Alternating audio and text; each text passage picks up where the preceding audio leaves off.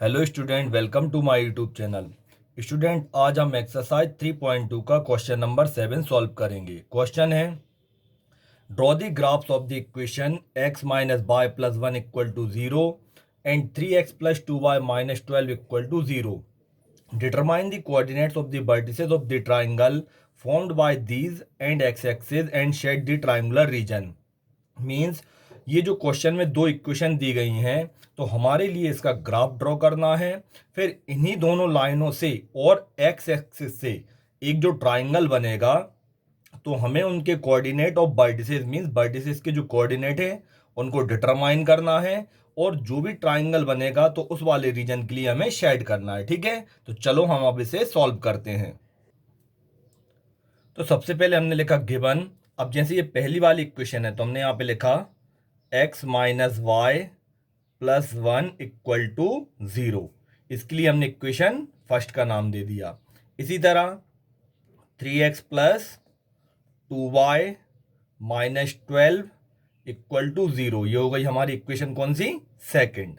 अब हम क्या करेंगे, इन्हीं दोनों इक्वेशन से x और y की कम से कम दो दो वैल्यू फाइंड कर लेंगे, जैसे कि हमने पहले वाले क्वेश्चनों में किया था। तो सबसे पहले हम यहां पर लिखेंगे फ्रॉम इक्वेशन फर्स्ट। ठीक है, अब देखो इक्वेशन फर्स्ट के लिए सबसे पहले यहां पर हम ऐसा एक बॉक्स बना लेंगे, और इस बॉक्स में x और y की कितनी दो दो वैल्यू निकालेंगे। ठीक है, तो हमने यहाँ पे ये बॉक्स बनाया, इसमें ये लिखा x और ये y। अब देखो इक्वेशन फर्स्ट हमारी क्या है, तो इक्वेशन फर्स्ट है यहाँ पर x minus Y plus 1 equal to 0। ठीक है, सबसे पहले हम इस इक्वेशन को थोड़ा सिंपल कर लेते हैं। तो हमने यहाँ पर x, अब जैसे ये माइनस का y है उस तरफ जाकर किसका हो जाएगा, प्लस का, तो इक्वल में जाएगा ये y पॉजिटिव, और प्लस का 1 उस तरफ जाकर किसका हो जाएगा, माइनस का। ठीक है, ये थोड़ी इक्वेशन सिंपल हो गई।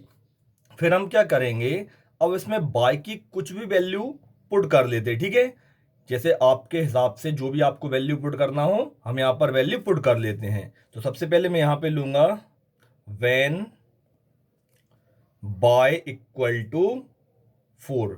मैंने पहले y की वैल्यू 4 ले ली। ठीक है, तो यहाँ पे क्या हो जाएगा, तो जैसे ये लिखा है x इक्वल टू, अब y है, y को मैंने क्या ले लिया, 4 ले लिया, तो यहाँ पे हो जाएगा 4 माइनस 1। ठीक है, तो ये आएगा x के इक्वल में 4 में से बन गया कितना बचा, 3 आया, तो x की एक वैल्यू हो गई। तो हम यहाँ पर लिखेंगे x से 3, और y हमने क्या लिया था, 4 लिया था। अब फिर से इसी इक्वेशन में हम y की एक और कुछ भी वैल्यू लेट कर लेंगे। तो हमने यहाँ पे लिखा फिर से व्हेन y इक्वल टू, अब मैं y की वैल्यू ले लेता हूं कितनी, 5। ठीक है, तो यहां पे हो जाएगा this imply x equal to, अब देखो इक्वेशन हमारी क्या है, ये x equal to Y minus 1, तो अब y की जगह पर क्या हो जाएगा, यहां पर 5 और माइनस 1, तो ये हो जाएगा x इक्वल टू 5 में से बन जाएगा क्या बचेगा, 4। तो देखो ये x की और y की एक एक वैल्यू और ये निकल आई। तो हमने यहाँ पे लिखा x की वैल्यू क्या है, 4, और y हमने क्या लेट किया था यहाँ पर, 5। तो इस तरह से ये पहली इक्वेशन की हमारी दो दो वैल्यू फाइंड हो गई। ठीक है, अब इसी तरह बच्चों हम सेकंड इक्वेशन को सॉल्व करेंगे। तो हमने यहाँ पे लिखा फ्रॉम इक्वेशन सेकंड, ये मैंने बॉक्स पहले से बना लिया यहाँ पे। ठीक है, अब सेकंड इक्वेशन क्या है, 3x प्लस 2y माइनस 12, तो इसको भी हम थोड़ा सिंपल करेंगे। तो ये हो जाएगा 3x इक्वल में, अब जैसे ये देखो ये क्या दिया आपका, प्लस का 2y। ठीक है, और माइनस का क्या लिखा है, 12। तो सबसे पहले मैं एक काम करता हूँ, ये माइनस 12 को पहले वहां पर ले जाता हूँ, तो ये क्या हो जाएगा, प्लस का। ठीक है, अब प्लस के 2 को उधर पे ले जाएंगे, क्या हो जाएगा, माइनस का, तो माइनस का 2y। फिर x के इक्वल में क्या आएगा, 12 माइनस 2y, और ये जो 3 है वो कहां पर आ जाएगा, अपॉन में। इस तरह से हमारी इक्वेशन हो गई। अब हम यहीं पर देखो y की कुछ वैल्यू लेट करेंगे। तो सबसे पहले हमने यहां पे लिखा व्हेन y इक्वल टू, अब देखो y की वैल्यू सबसे पहले मैंने लेट की 0। अब आपके लिए वैल्यू भी y की ऐसी लेना है कि 2 से मल्टीप्लाई करें और 12 में से माइनस करें, तो जो आंसर है वो किससे, 3 से डिवाइड जाना चाहिए। ठीक है, तो देखो यहां पर ये हो जाएगा this imply x equal to 12 minus 2। अब देखो यहां पर इंटू आ जाएगा और बाई की जगह पर क्या 0 आएगा और अपॉन में कितना है 3। तो ये क्या हो जाएगा, तो x equal to 12 minus 2 zero ज़ा 0 और अपॉन में कितना 3। ठीक है, जब हमने इसे सॉल्व किया 12 में से 0 गया, कितना बचा 12 और अपॉन में 3। फिर 3 से इसे कैंसिल किया, 3 1 ज़ा 3, 3 4 ज़ा 12। तो इस तरह से x की वैल्यू क्या निकली है 4 निकली। ठीक है, तो हम यहाँ पर अब ये लिखेंगे बॉक्स में।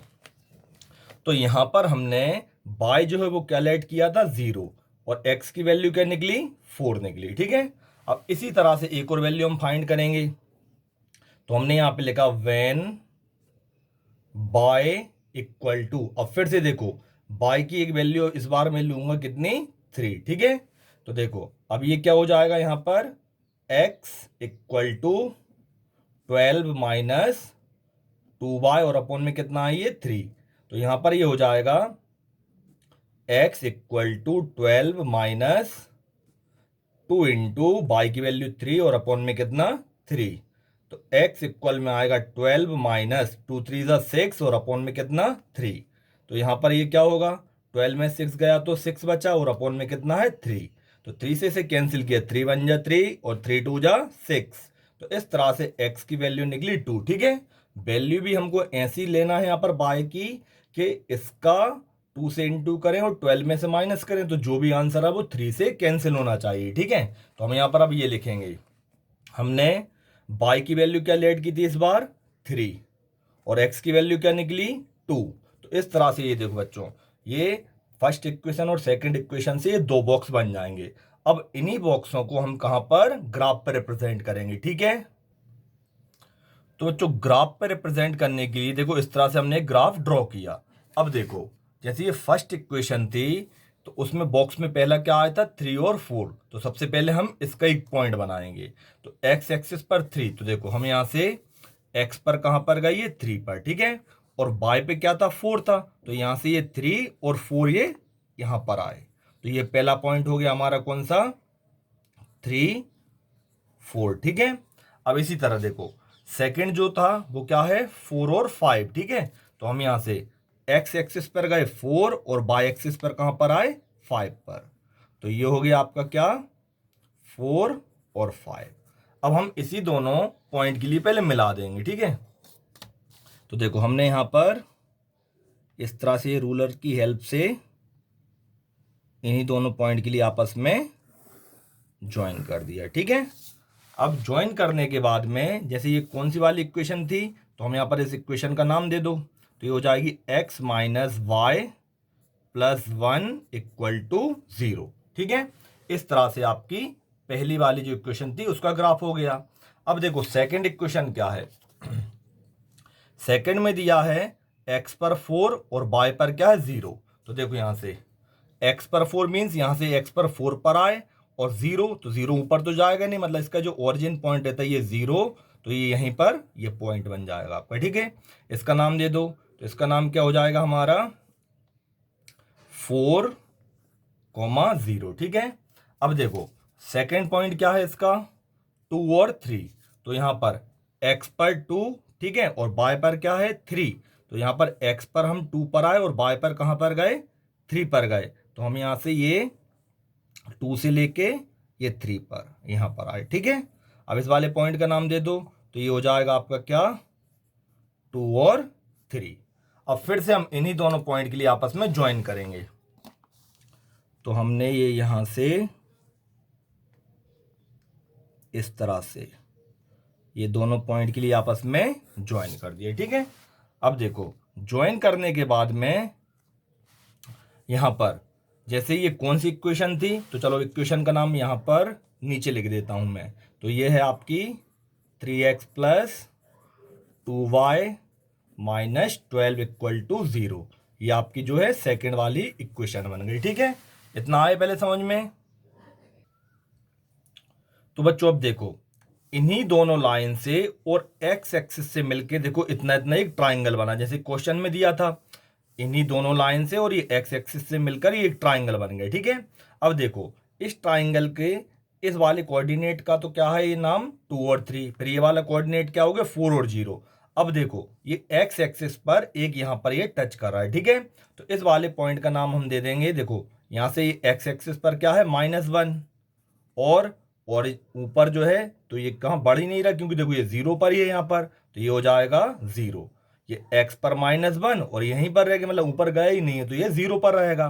तो एक कोऑर्डिनेट इसका ये बन जाएगा।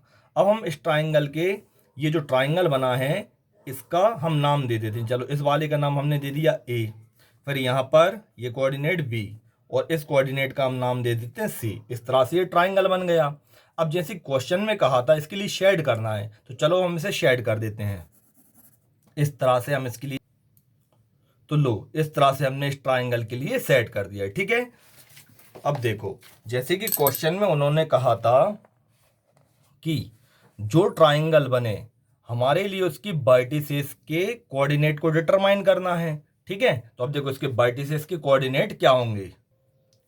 तो बच्चों हम यहाँ पर अब ये लिखेंगे कि therefore triangle ABC is formed by these lines and x axis, ठीक है।